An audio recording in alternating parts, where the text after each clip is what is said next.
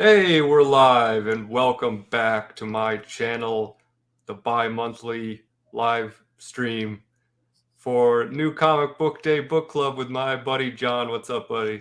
Hey, so this is January 4th. You're starting the year off right. You're going to be Yeah, producing regular content now for your channel, right? I mean, this year it's been at least once a week so far.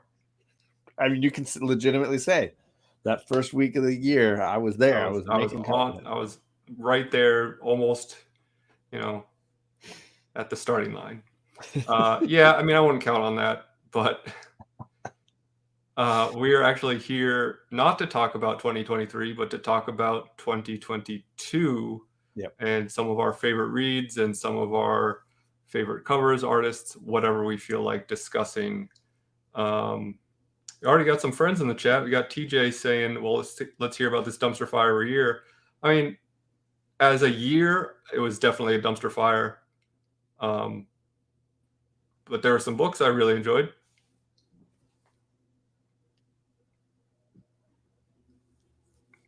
Are you Am I you're glitchy? frozen for me?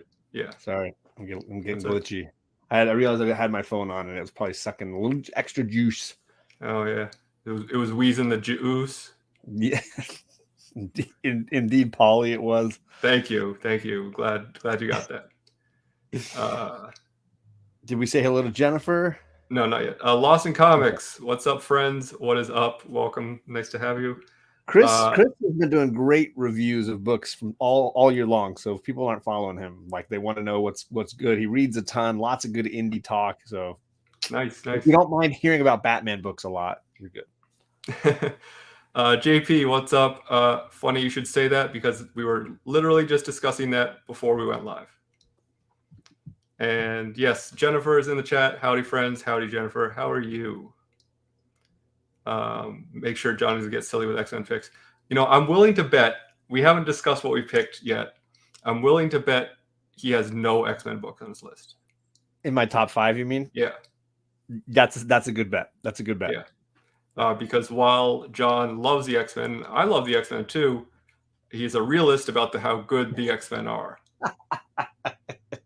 And you know, right now they're We're going to start with some honorable mentions. It's possible that they will eke into the honorable mentions section. But I don't expect to have a list chock-a-block full of X-Men books. Sadly, no. And I am going to make another prediction. I think 3 of our top 5 are going to be the same.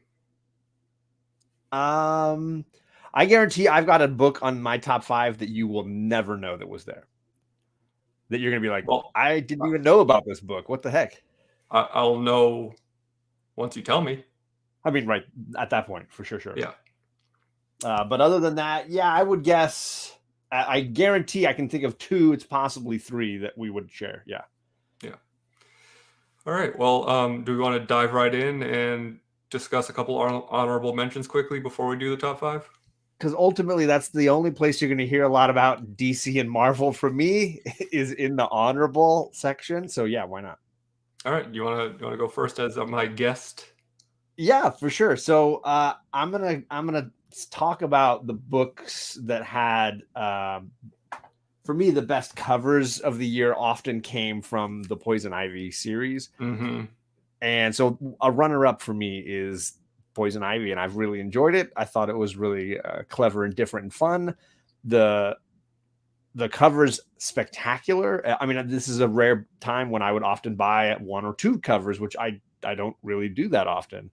Lots of great artwork until they decided to extend it, and then they started doing that annoying DC. Oh, we're not going to give them a break. We're just going to throw another artist in the same issue and just mix it up that way.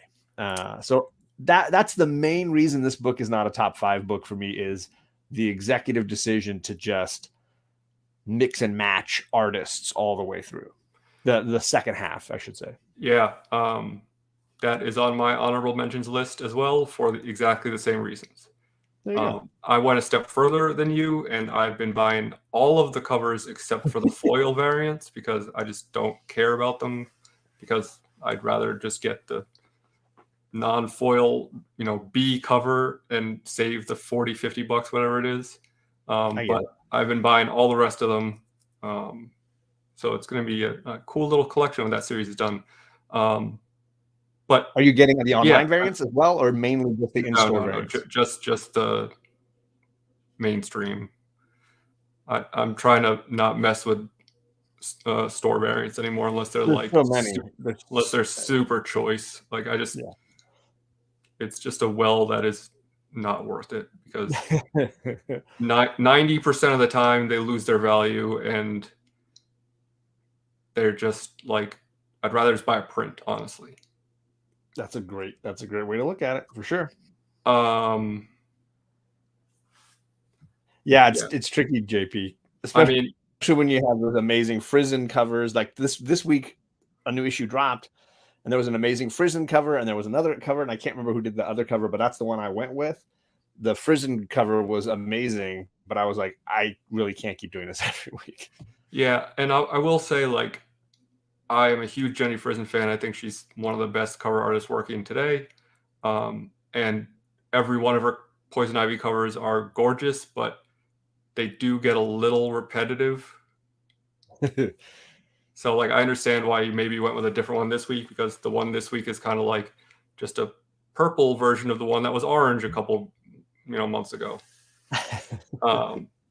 But yes, I mean, like, if I didn't work for a comic book store company and get a discount on the books, I probably wouldn't buy all of them either. But that's fair. I decided to splurge. If there's a Frizzen, I get that one, he says. Yeah, I mean, totally understandable. She's the best. Well, and he's ordering in advance too, so sometimes the covers may not be available. But if he knows Jenny Frizzen did, he might be putting in his order for that. Yeah, say, like, I know I'm going to like that cover because it's a Frizzen. Very safe bet. But yeah, all the same reasons.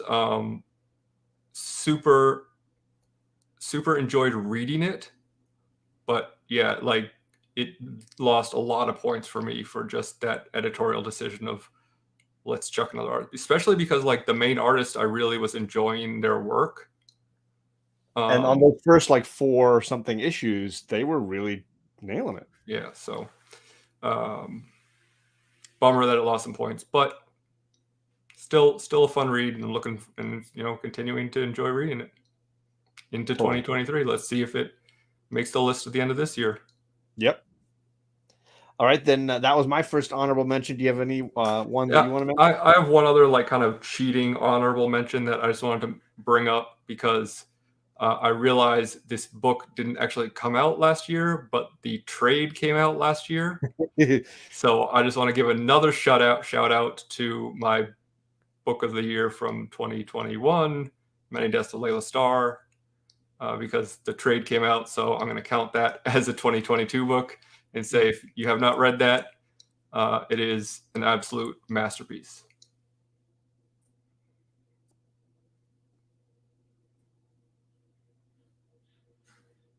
And you're frozen again.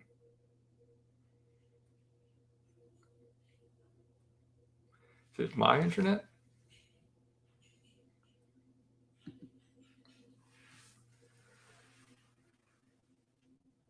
Get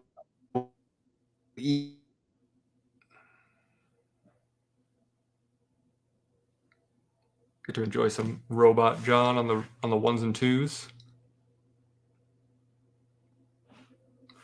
Is it my internet or is it your internet? Yeah, John froze. Okay. That I guess it's just that cheap California internet.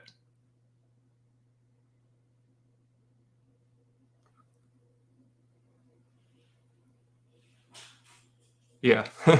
Lost in Comics says, love that look John froze with. Should probably screenshot that and meme it or something, right? Here.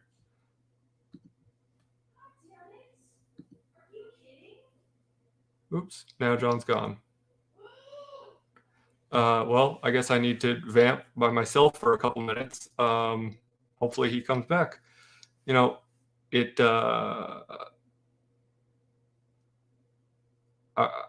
I've always... Oh, wait, he's back. Thank goodness. Whew, that was a close one. Jesus. Too many kids in my house, and everybody wants to use the internet together. Yeah, well, they should know that, it's book club time, and It's Dad's turn. yeah.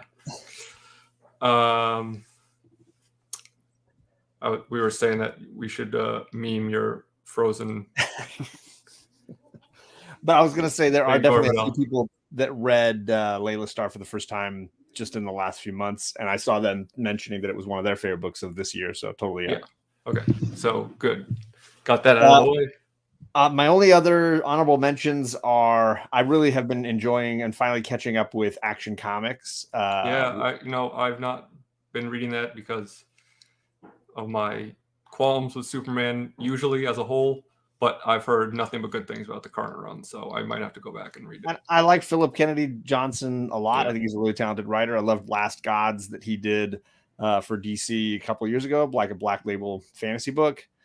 I will admit I have not fully all the way caught up. I'm about 10 issues back of where they are right now. Yeah. So most of what I read was probably 2021 books. but you read them this year. Yeah. I heard issue 1050 is pretty great. Yeah, I bought that one this week, or was it last week? Last week, yeah. Last week. I bought it, but I haven't read it because I'm trying to get caught up little by little. Yeah. And then X books. This is for Lost in Comics. Immortal X-Men has been wonderful, and Kieran Gillen doing a really great job of trying to stand in for Jonathan Hickman. So if I was going to recommend a single X book for someone to go back and read, issue 10, I think, is the end for right now. And that comes out this month. So those 10 issues, I think, are a really great read. I've enjoyed X-Men Red with Storm a ton.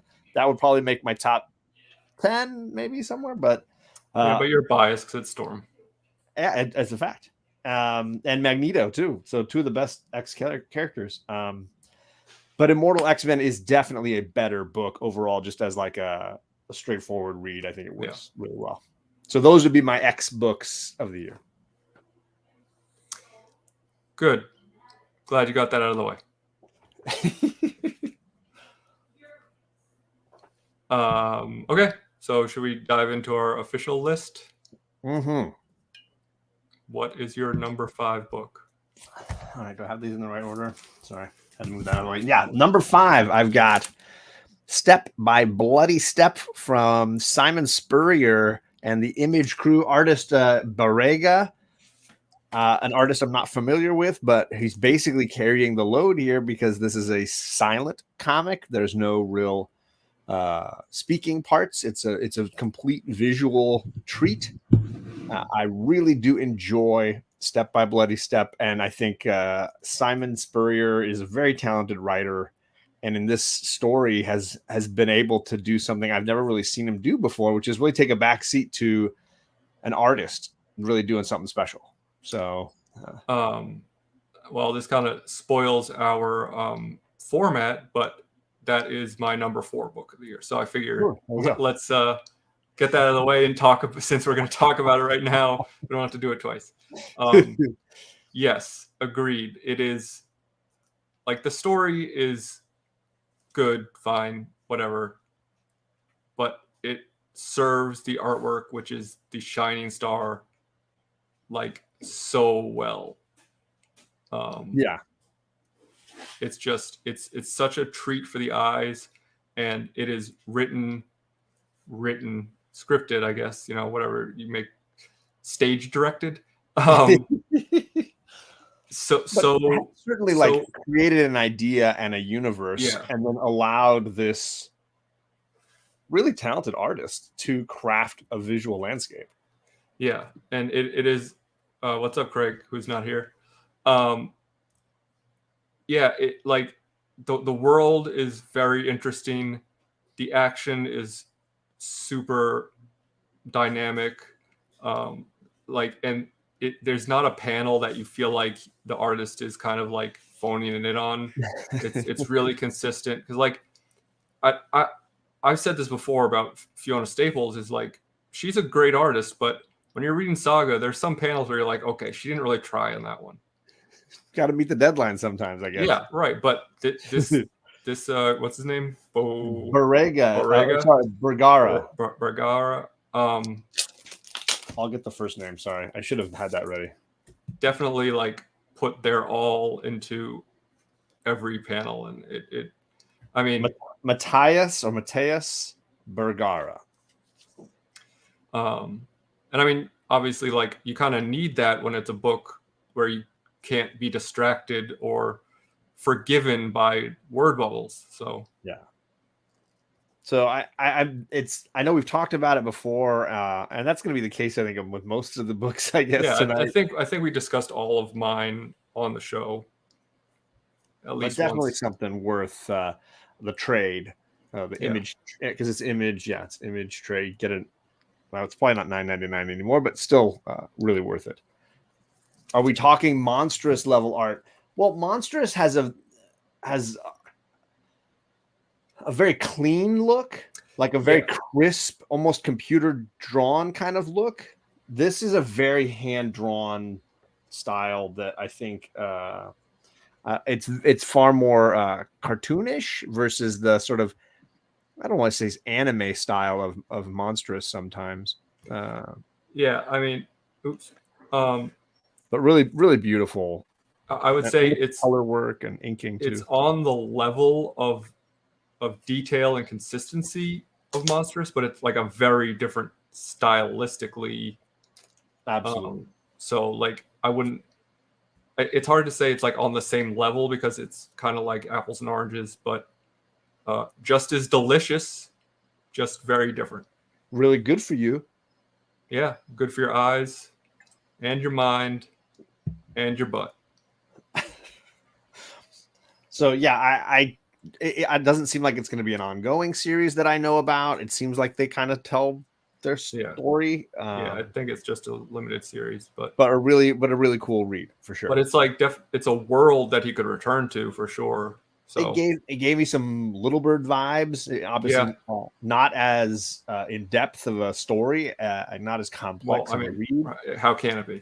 But certainly, there's definitely some similarities, both story wise and visually, I think. Yeah, and I mean, there's something to be said about writing. There's obviously the G.I. Joe issue that's silent, and there's an issue of Punisher that's silent. So it's been done before, right? To do a whole series, like it takes a certain skill to be able to do that and actually keep a story interesting and make sense. So good job all around. And teamwork between the whole creative team, right? Yeah, they really have to be in sync and on the same page. Absolutely. All right, so then what was your number 5? My number 5 was Daniel Warren Johnson's Do a Powerbomb. Ooh, that's on my list, so I'll throw it in there. I had this at number 2 on my list. Oh wow! So you had it quite a bit higher than me. Yeah. Just like so wild and fun, and when we talked about it the first time, I mentioned this, but he at the end of issue 1, there's like like a letter from him or like an editorial about why he decided to do this and how he just has this like genuine love for professional wrestling, and it like really shows. And similarly, from what I understand, to his Murder Falcon and his love for heavy metal, which I still need to read. Like when you do something that you are passionate about, like it just elevates it because you are excited about doing it. Like if you're writing a story for a paycheck and you don't really care about what you're writing, like you might still do a good job, but there's like, it's like the made with love thing, it really, it does make sense. Yeah. And I will say, I think Murder Falcon is a superior story overall. If you're going to compare the two, but really you're talking about the talent of Daniel Warren Johnson who is able to take the sort of over the top and spectacular and mix it with a real heartfelt statement that he's trying to tell. And I think that not a lot of people can do that. I think it's what made, for me at least, it's what made the Beta Ray Bill so compelling. Yep. And I think he's just really got a knack for that. And I'm not a big fan of wrestling. I don't know a ton about it, but I was able to understand everything going on here really well. And there were a ton of plot twists that I didn't see coming, which I love. There were a ton of issues where they ended, and I thought, how are they going to get out of that? Like that, that's a very shocking twist. And I think that kind of stuff eggs the reader on, and I think gives you a very exciting sense of anything can happen, which is beautiful. And then the emotional power punch you get at the end when you're just like, oh God, it gets you. Yeah. So beautiful. Yeah, beautiful. Definitely recommend it. Even though it's number 5 on my list, like number 1 for me is going to be like a step above everything, but 2 through 5, like I guess I probably could have put them in any order. Maybe not number 2. Maybe 2 is like a solid number 2, but everyone likes a solid number 2. Oh man, better than a runny one. So yeah, like I can't fault you for putting that number 2. It was it's an absolute delight. My numbering has shifted a few times. I shared this with Fire Guy Ryan that my top, I had picked, like I think I told you before we went live, I had picked out like 14 books that I really enjoyed, that are worth talking about in some way or another. And my top 5 were pretty much locked, but where they fit, we're always kind of moving around a little bit. And as I was talking about it over and over again with different people, I think I've settled on where they are, but who knows? Like, who knows? This is just like, it's like what's your favorite movie changes from time to time, that kind of thing. It's like picking your favorite flavor of ice cream. Just they're tasty. They're all good. So anyone who's unfamiliar with Daniel Warren Johnson should really just take the leap. And if you're a DC person, try that Wonder Woman Dead Earth. If you're a Marvel person, you should try the Beta Ray Bill. If you're an indie person, you should get on the Powerbomb or Murder Falcon or Extremity and just give them a try. Yeah, I haven't read Dead Earth, but I would say, like, even if you're not a Marvel fan, you can pick up Beta Ray Bill. I don't feel like it really needs like a whole lot of previous knowledge of the universe. No, not at all. Pretty standalone, and But I was just for like people who are like unsure of his art style or whatever. If they're a DC fan and they want to like stay in their comfort zone. Yeah, it's not like it is not mainstream DC Marvel artwork. Like it is definitely an indie art style, but I think like some of the frames in Do a Powerbomb especially are like breathtaking. Oh man. Hello to Chaos. What's going on, man? Comics, what's up? Yeah, I think Lost in Comics is right. It's kind of a book that most people are including in their top 5, if not as their number 1. It's the Layla Star, if you will, of the year. I think a lot of people talking about it. It's the indie darling. Yeah, I think so. And it's totally worthy. And he's a guy who I think is going to be around a long time. And I think the more opportunities he gets to tell stories that he's passionate about, the more you're going to get these kind of books. A lot of great work. Yeah. For sure. Let's hope, because so far he's a good track record of pumping out some quality books. All right. You want to keep going here? Yeah. My number 4 is the book that I didn't think you would have on your list at all, and that is The Fourth Man from AWA Upshot. This is Mike Deodato Jr. and Jeff McComsky. I did a little TikTok, Instagram reel discussion of this book. I had not heard about it until people started telling me what a great book it was. I saw my LCS had the trades. The trade was $9.99. Those awesome AWA $9.99 trades. I snagged it. I read it and absolutely loved it. So it's a murder mystery, very Coen Brothers Fargo-esque. And you have the cops trying to solve it, and you have the characters in and around what happened in town, and each issue sort of catches you up on another, peels back the onion of what really went down with this sketchy used car salesman and these unusual cops trying to figure out what happened. I think they did a really great job of laying out a mystery and then revealing pieces without letting you in any way guess what's going on. And I think that was a lot of fun. And the characters are really outrageous and interesting. And then the art style is such that every character is drawn to look like a famous actor. So it's almost like you can see who would be like they cast it, the movie. Yeah, so you're flipping along and you're like, that's Paul Giamatti. And he's like, there's Paul Giamatti. He's cool. that's Paul Giamatti. And then you turn the page and you've got there's Bill Paxton. You know, What's the legality of that? I don't know. I have no Well, idea. I mean, enough that they got a trade out of it. Ed Harris pops in, Yeah. and you're like, okay, there's Ed Harris. I think they just do a really good job of like really creating a story that makes you feel. I mean, again, I know to your frustration, like comic books feel like movies and episodes of TV now, and this is totally swinging into that, like just leaning into that pitch completely. But for me, it works. It's just very entertaining. Here you got Harvey Keitel.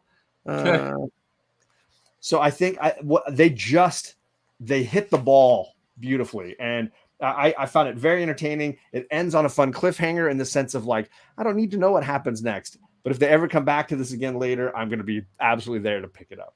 Nice. Yeah, no, I had not read that, but maybe I'll have to track down a trade and give it a shot. Absolutely worth it. In fact, I might just give it to you when I meet you in Florida. I'll just bring it along because I don't need to keep it. So I'll just put it in the stack here and bring it along. So don't you worry. It's coming. I won't worry. But a great book. Again, $9.99. You can't beat it. And very entertaining, fun art style. And again, if you like those Coen brother vibes, you're going to be down. Nice. I do like the Coen brothers, especially Fargo. I'm sure we've talked about it before, but the TV series, that it's just like one of the best things you'll ever see. My wife loves Ewan McGregor, so we had to start watching once he joined. Yeah. Have you not seen all the seasons? I had not at that point, and then we went back and tried to and basically watched our way through. I didn't like it as much as the movie, but I can appreciate it. No, I mean it's a different thing. Like the movie is like all time, like one of the best. So like it's hard to say that it's as good as the movie, but like as TV shows go, it's darn good. You're gonna stay in a hostel in Florida? Isn't that just Florida? Damn. Yeah. Shots fired. I mean, you're not wrong. You got to get there if you can, Chris. That'd be awesome to see you again, man. Yeah, man. Everyone come to MegaCon. It's going to be a party. Okay, so I guess we'll switch order and I'll go now with my number 3. So I've done 3 and you've done 2, right? Oh, right, because you talked about your number 2. So my number 3 is 8 Billion Genies. Which I'm guessing is not on your list. It's not. It would have been in my top 10 somewhere, probably. I'll check to see where it was on my list, but it definitely made the list of like things to talk about. It was just, obviously by now, if you watch this show, you've heard about it enough, so we won't spend a ton of time on it because we've talked about it a few times. But the short elevator pitch is that suddenly everyone on Earth gets their own personal genie where they can get one wish. And it basically takes place in this bar where the bartender immediately wishes that his bar was basically a safe haven from everyone else's wishes. So like outside the world is just going absolutely crazy. And the people inside this bar are safe as long as they stay in the bar. But obviously they need to, some of them for whatever reason, one reason or another, need to venture outside of the bar. So things start getting crazy. And for a story that is so fantastical, it is like a lot about emotion and people. And so I felt like it was an interesting balance that Charles Soule, the writer, worked with to kind of make it something more than just like, we could have followed the people in the world and all this crazy stuff going on, and it would have been a fun ride, but like it would have been like forgettable, I think. Yeah. But because he kind of focused on these people and there's like a band who's about to play in the bar, and one of the people like try to wish that someone else in the band falls in love with them, and it doesn't really work, and someone wishes for their mom to be alive again. And so there's a lot of like real human moments in this story that is about absolute absurdity. So yeah, a lot of fun. obviously it kind of caught fire when it first came out, and the first issue like skyrocketed, and everyone was talking about it. But I think for good reason, because it was kind of just like, especially the first issue, you read it was just like, well, this is not like something I've read this year, certainly. Right? Yeah, the So plot is obviously very different, and then I think the art style leans into that sort of cartoony style where you get these fun like mech suits and superheroes and dinosaurs, and it's just like it's a cornucopia of crazy. It's like a lot of fun, nostalgia, silliness, and I think that the art style leans into that really well. And also like every once in a while they'll have like this kind of update panel of like how many people are still alive and how many wishes are still to be granted, and it's this shot of Earth from space, and it just keeps getting weirder and weirder. Like the shape of Earth changes, and like there's UFOs and there's big dinosaurs, and like all sorts of weird stuff happening. Right. But the other thing that I was really impressed with when reading it is how much thought Soul put into the like logic of these wishes, and how like if a bunch of people wish for the same thing, like they just cancel each other out. They don't. So like everyone wishes for like, I want to be the richest person in the world. Like nobody gets that wish, basically. And you've blown your wish. It's gone. Yeah. Or the genie. The idea that the genies don't. They only want to mess with your wish if their wish is boring. Yeah, right. Like they have discretion on how accurately they want to grant your wish. Just don't like, bore the genies. Beware of being blasé with your wish. Right. It's like the classic monkey's paw situation where it's like, you wish for something, but you better word it exactly how you want it, or else it's going to take it literally. And so yeah, I mean, obviously, like he could have written this without putting that much thought into those little things, but I just that really was like another reason that kind of pushed me over the edge with it, where it's like, okay, you are realizing this world in a way that makes it even more fun than it already is. So totally. I really enjoyed it. I will say the one thing that kept it from the top 5 for me was as it went on, I kept wanting it to end. I wanted it to have some finality. You wanted to see a resolution. And they kept trying to make it, because it was hot, ongoing and keep it going. And that was the only thing that I didn't enjoy about it, was that sense of like, well, do I want more or do I just want an end? Yeah. So that kept it out of the top 5 for me. The same way the art of Poison Ivy, kept it from the top 5 for me. All right. Well, that's my number 3. So we got 2 left, and it's possible that we have the same 2 books here. I'm willing to bet that we do. Yes. Okay. The interesting thing will be the order that they're in. Number 3. It's for me. It's the number 3 and the number 1. Yes, for me it's the number 2 and the number 1, and I think I'm guessing they're flip flopped. So I think your number 1 is going to be my number 2, and your number 3 is going to be my number 1. Okay, well here's my number 3. Ready? Yep. Thought so. Here's my number 2. Yeah. So yeah, I mean, like, I don't care what order we go in, but these are 2 of the best books of the year for me. And so my number 1, spoiler alert from the thumbnail, it is Lonely City. Lost in Comics, my number 1 is Righteous Thirst for Vengeance, and my number 3, I've got the hardcover here, which Alec did an amazing thumbnail using the Lonely City. Yeah, I mean, all credit goes to Cliff Chang. I barely did anything to it. It's just a gorgeous piece of work. Well, I love that they've got the like slip sleeve. So you get a fun. I didn't read that, but just out of curiosity, when I was making my list, I went online and read some other people's lists, and I saw that pop up a lot. So I'm definitely going to have to go back and try to find it. Lonely at the Sun of the Earth. I don't even remember that one. I'm sorry. So which one did you want to talk about first? I mean, it's your go, so we can talk about Lonely City first, I guess, because I just talked about mine. I mean, they're both great, so there's no drawback. Sure, absolutely. Firstly, I gotta say, if you can get this at your shop for $29.99, you should buy it. You should just do that. This is the hardcover. There's 2 covers for it. This is the cover that I like better.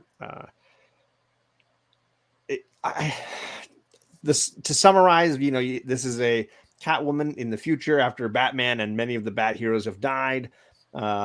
She gets out of jail for the crime of killing Batman, only to want to solve the last great mystery that Bruce left her, which was what this phrase he uttered in his dying moment might mean.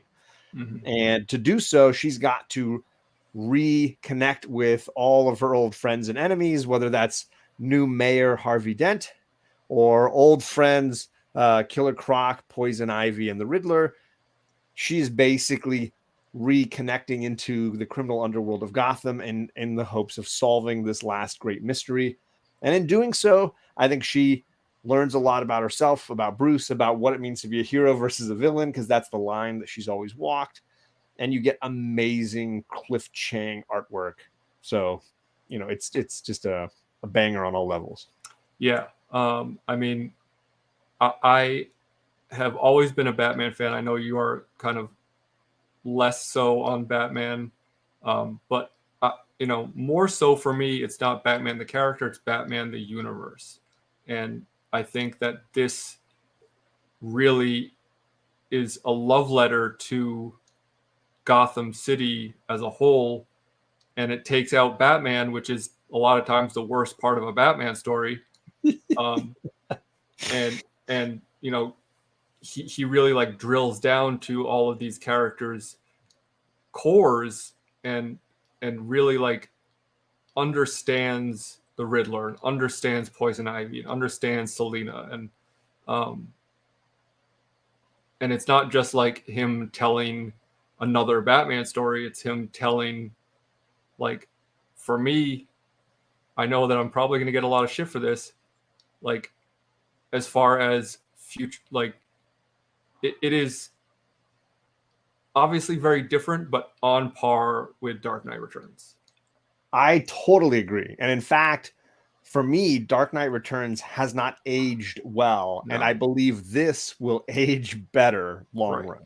And like, if I'm looking to read a Batman like a graphic novel, I'll probably read this more often, just because like Dark Knight Returns is kind of like joyless, and this is exact opposite. It is so fun. Yeah, so joyful. Yeah.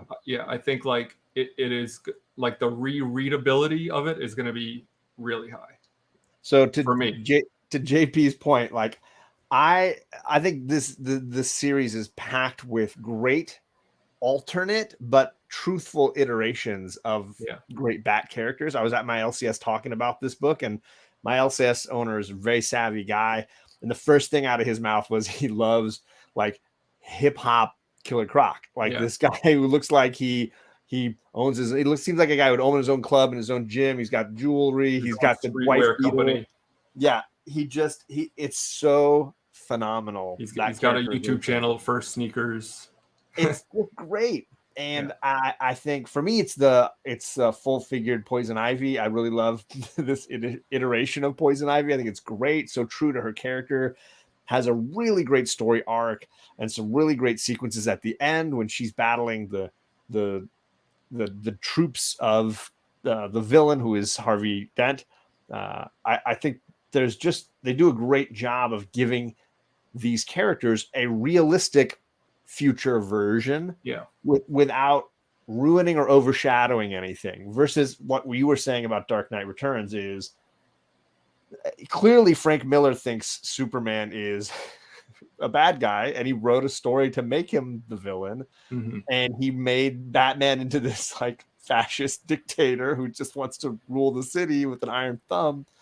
And the whole thing, over time, I think that story has not aged really well, because his view of who Batman and who Superman are don't feel as true to me now as they did when I read them the first time, versus these characterizations feel spot on accurate.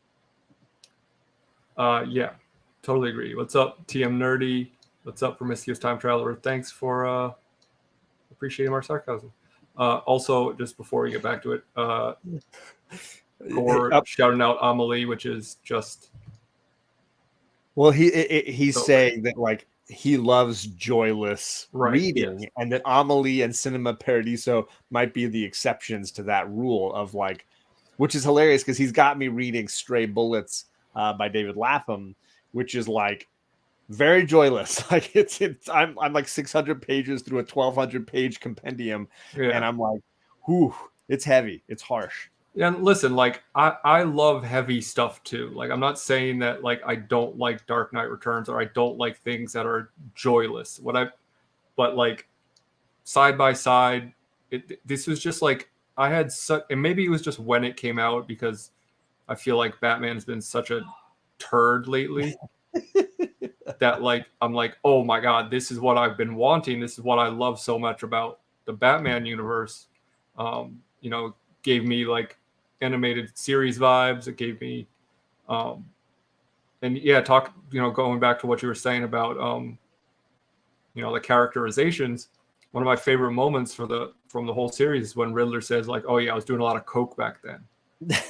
Like, oh, that makes so much sense. Like, obviously, in current continuity, it's never been addressed that the Riddler does cocaine, but like looking at him as a character, you're like, oh, of course he does cocaine. It absolutely fits. But the reason that like it went over the top for me is that this book is completely front to back Cliff Chang. Like he wrote it, drew it, colored it, lettered it. Like that's not something you see in mainstream comics pretty much ever, mostly because like you don't need to do that. Like mostly like that's seen in indie books because it's a necessity. Like when I made my book, like I did everything myself because I didn't have a letterer, I didn't have an inker, I didn't You have can't afford to pay somebody to do it, so you got to do it right. yourself. Yeah. So the fact that like, and I don't know if it was like a control thing that he's like, I don't want anyone else touching this, or if he was just like, I want to make this my own. Like either way, credit where credit's due. Like it is not an easy thing to do, and surprised that DC even greenlit it to let him do that because they, especially because like someone mentioned earlier how there was kind of an inconsistent release for it, and if he had someone helping him out, maybe that wouldn't have been the case. But you know what, worth the wait. Absolutely, and I wish that they would give him more opportunities like that, and maybe wait until he's finished all the issues before you start publishing them or something. I don't know. Yeah, but totally worth it. And my hope is he does this same kind of style like Daniel Warren Johnson's been doing, and just kind of bips around and does these mini series stories that he wants to tell. Because I'm there for it. I got into him when he was doing I think it was with Brian Azzarello doing Wonder Woman. I was reading some of his stuff then, and that was really my first time knowing his name and getting. But this is going to be the thing I remember him for. Yeah. I mean, how could it not be? Like this is his work. So and to Lost in Comics and Gore and JP's point, I'm not saying that I hate Dark Knight Returns. I can definitely still read it with the nostalgia goggles. I prefer Year One by a mile. Me too. But I can still read it and enjoy it for what it is. I think my biggest frustration is that it basically birthed a generation of people who think that that's what Superman and Batman are. That Batman just kills folks and that Superman is a bad guy. And I think that like my concern is that that's their vision, that he is basically painted the DC universe as very dark for gritty. 40 years. And it has lasted, which is the power of Frank Miller. He basically, what he did, it cast a shadow over DC since then that they have not been able to get out of.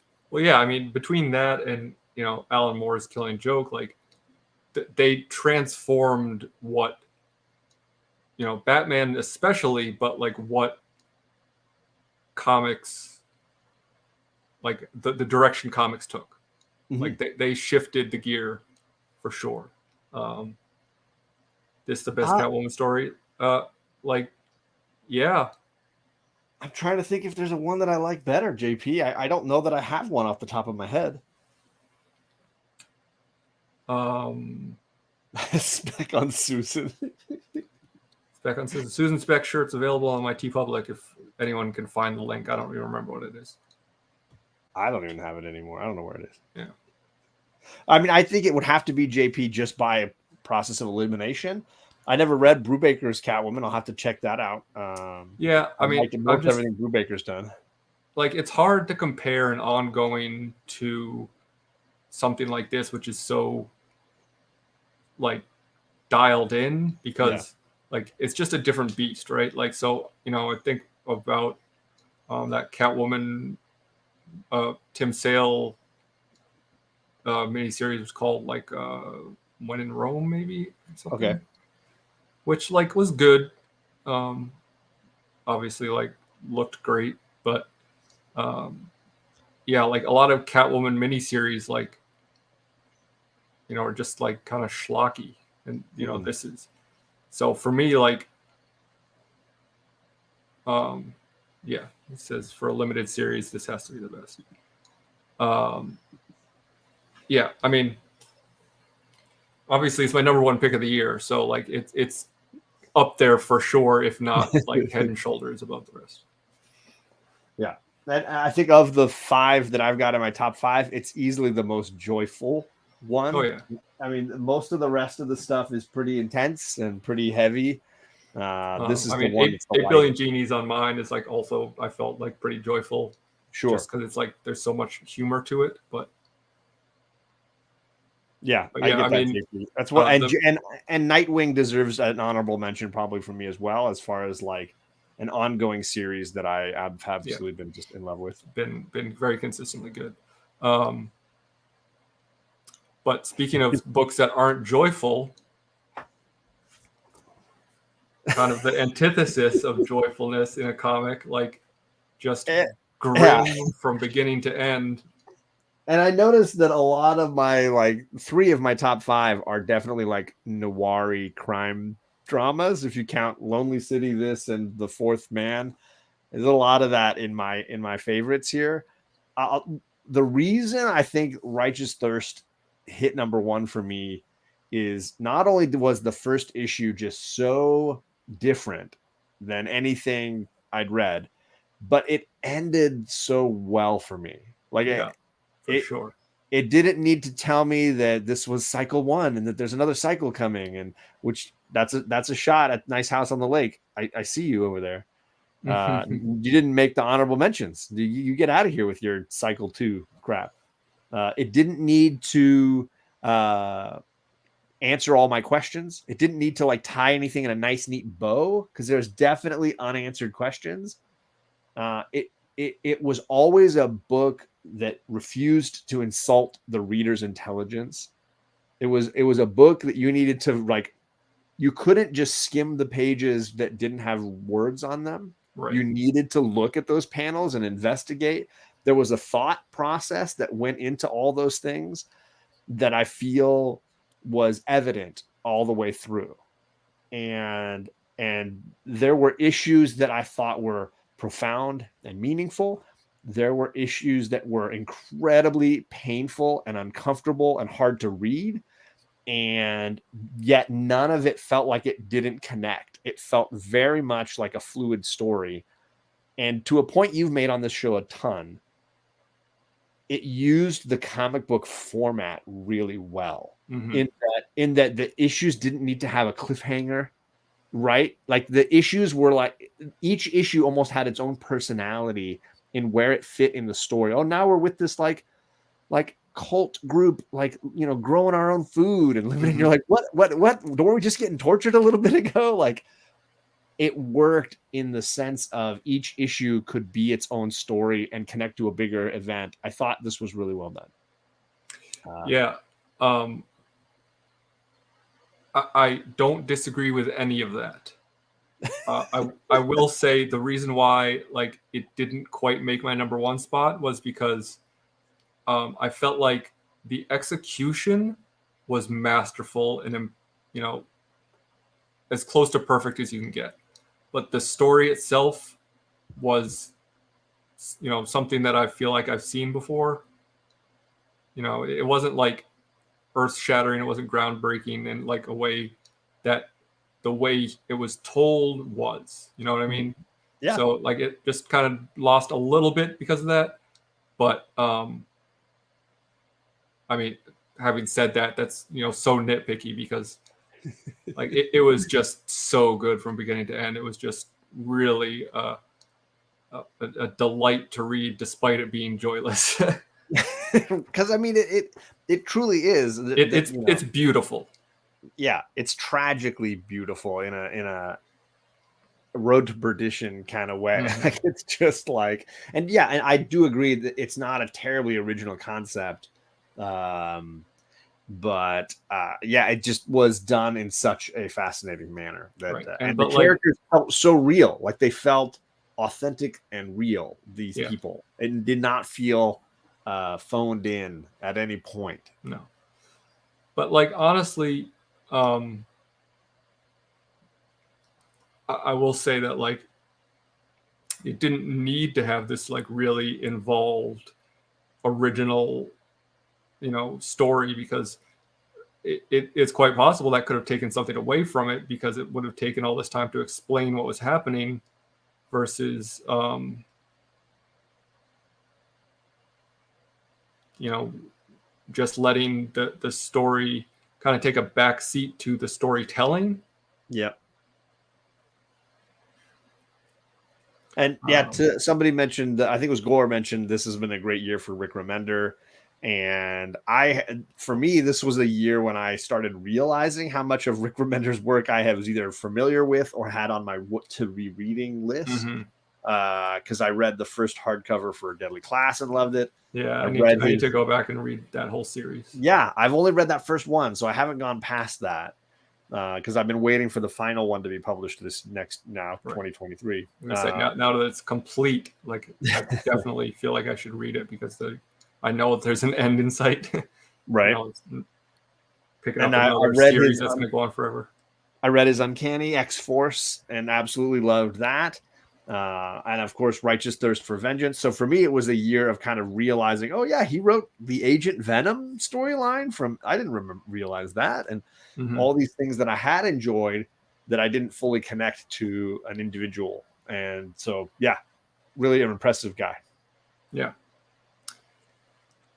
Cool. Anything else about that? No, I think that's pretty much it for the top 5. And overall, I think JP threw out Nightwing, which I totally forgot to mention. As far as like my honorable mentions, it was a lot of the like Marvel and DC ongoings that I really enjoyed that I just wanted to mention, which have their highs and lows and issues with big 2 publishing things. But there are a few like Nightwing and Action Comics and such that are really great. I will say shout out to Bruto Redondo, just like killing it on that book, and especially the covers. Like every month, the cover is something unique and interesting and graphically masterful, and like what a talent that guy is. Yeah, I can do that, Kyle. We can run through them real quick. Sure. So go first. Yeah, I gotta get them in the right order here.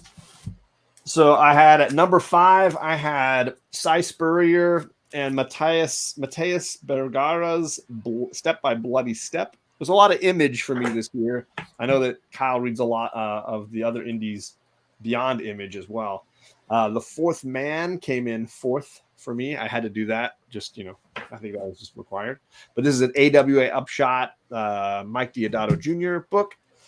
Let's see. 3rd place for me was Do a Power Bomb. Obviously Daniel Warren Johnson.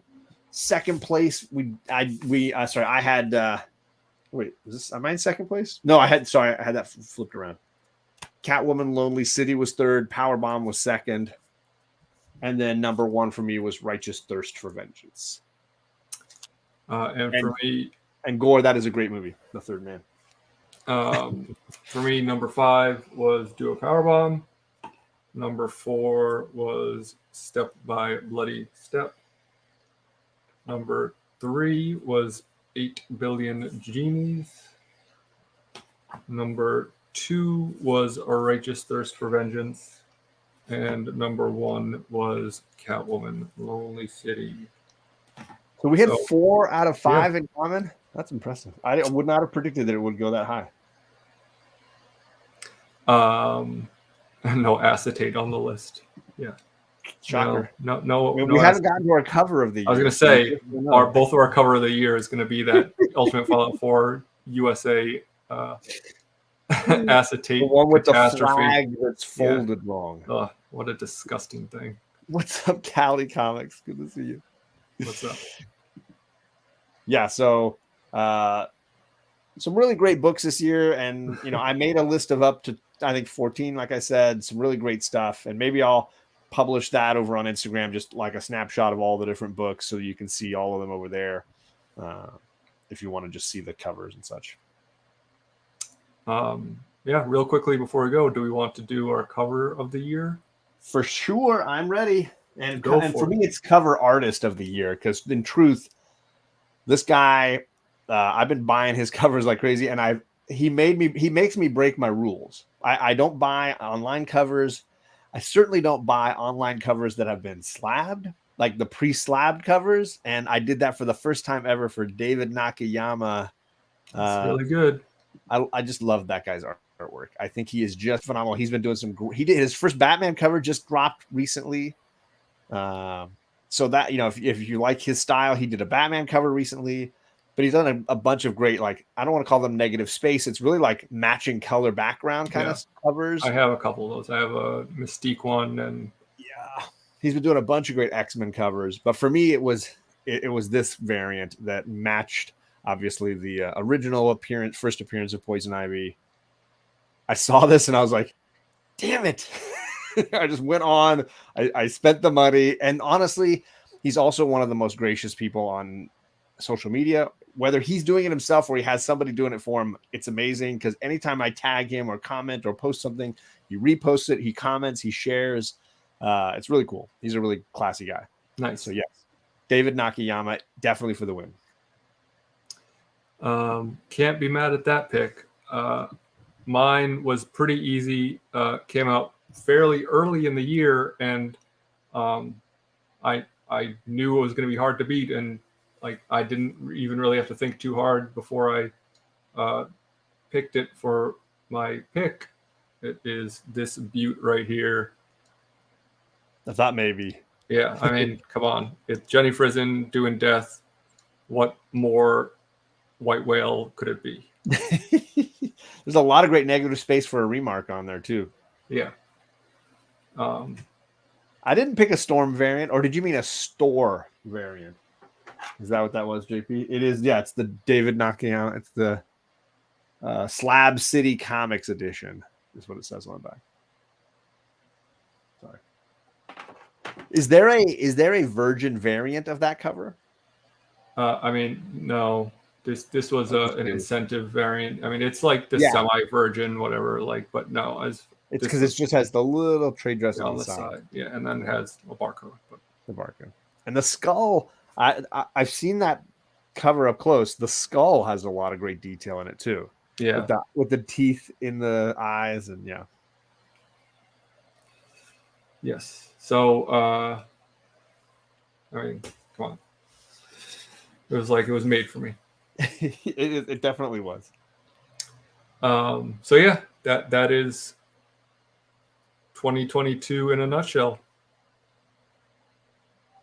Yes, kind of a shitty year overall, but for a lot of reasons. But not a bad year for comics. I will say, so there is one book that I didn't mention that it's possible when it ends might make the list, but I'll probably throw it into 2023 just because I know they still have, I think, 2 more issues to publish. And we only started reading it this year, I'm a little behind on it. So Tom King's Human Target is freaking amazing. Yeah, I need to finish it because someone I work with also says it was the best book. So, and the interior art is it's so good. Freaking amazing. Greg Smallwood, right? The covers are phenomenal. I read the first hardcover and it's fantastic, and it's still being finished. And obviously the ending might dictate how great it is and where it finishes out. But I'm willing. I put it off of this year's list because I've only read half, and they're still publishing it. So for me, Human Target is probably the book that I'll throw into next year's list if it ends as strongly as it started, because it's that freaking phenomenal. And it might be a book that ends up being, my favorite thing that Tom King's done, because it's that good. Yeah. JP wants to know what our best non-new book we read this year for the first time was. Whew. That's tricky. I read 2 volumes from Strangers in Paradise this year, 4 and 5, 5 and 6, 4 and 5. Those were both excellent. I read Deadly Class for the first time. I think that would be right near the top. What are you thinking?